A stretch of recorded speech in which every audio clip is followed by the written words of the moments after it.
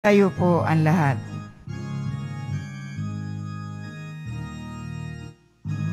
Hallelujah, hallelujah,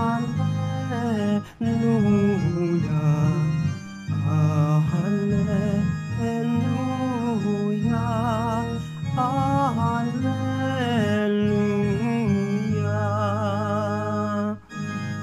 Ang tao ay nabubuhay sa salita ng may kapal na pagkanyang bigay. Hallelujah, hallelujah, hallelujah,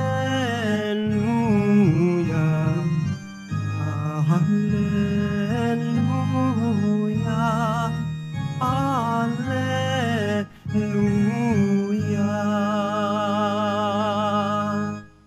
Sumainyo ang Panginoon. At sumaiyo rin. Ang mabuting balita ng Panginoon ayon kay San Juan. Papuri sa iyo, Panginoon. Kinabukasan nakita ng mga taong nananatili sa ibayo ng lawa na naroon pa ang isang bangka. Alam nilang si Jesus ay hindi kasama ng mga alagad, sapagkat ang mga ito lamang ang sumakay sa bangka at umalis. Dumating naman sa ilang bangka galing sa Tiberias at sumadsad sa lugar na malapit sa kinainan nila ng tinapay matapos magpasalamat ang Panginoon. Nang makita ng mga tao na wala na roon si Jesus ni ang kanyang mga alagad, sila'y sumakay sa mga bangka at pumunta rin sa Kaparnaum upang hanapin si Jesus.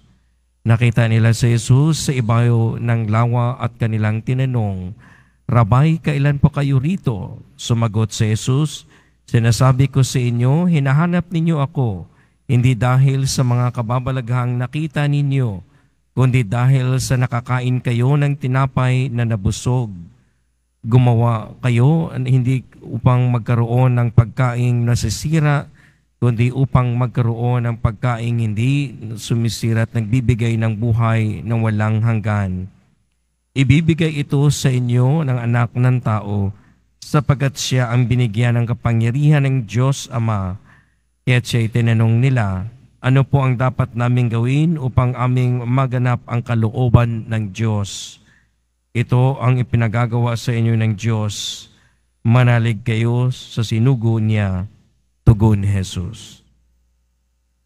Ang mabuting balita ng Panginoon. Pinupuri ka namin, Panginoong Hesukristo. Magsiupo po ang lahat. Marami pong naghahanap sa ating Panginoon si Kristo. Maraming gustong sumunod sa Kanya. Hinahanap dahil gusto nilang matuntunan ang magbibigay ng buhay na ikinagagalak ng mga naghahanap sa Kanya. Hindi lamang maraming tao, maging individual na kanila. Halimbawa, si Nicodemus, sa gitna ng gabi, siya ay pumupunta kay Jesus. Hinahanap si Jesus. Pero ang kalalabasan naman nito ay napalalim ang pagtitiwala ni Nicodemus na humantong sa kanyang pagtanggap ng kanya mismong pagiging tagasunod ng ating Panginoon Kristo. Di po ba si Sakeo, hinahanap din niya si Jesus? Pumunta pa siya, tumakyat sa puno ng sikamoro, makikita lamang sa Jesus. At ang kalalabasan naman nito, hindi lamang nakita niya si Jesus, kundi inimbitahan pa niya si Zacchaeus na bumaba at pumunta sa kanilang bahay at naroroon ang pagbabago. Ibig sabihin, walang mga bagay na kapalit, kundi matuntun ang ating Panginoon sa Kristo. Ito naman ngayon ang maraming mga tao ang naghahanap ka sa ating Panginoon sa Kristo. Marahil po atin ding ibilang ang ating mga sarili dahil narito tayo, presume na ating hinahanap sa ating buhay ang ating Panginoon sa Kristo. Pero ang atin lang pong intindihin na tulad halimbawa nila Nicodemo o Zacchaeus na sa bandang huli, mas mapapalalim ang ating pananampalataya sa Diyos at hindi ito mga motibasyon ng mga naghahanap ng mga tao sa ating Panginoon Kristo upang makakuha lamang ng kanilang biyayang inaasam, lalo't higit na para sila'y mabusog. Ibig sabihin, material na bagay. So atin din po itong pagnilayan, baka naman po yung ating pagganap sa ating Panginoon Kristo ay hindi naman talaga siya, at kundi meron tayong hinihingi sa Kanya.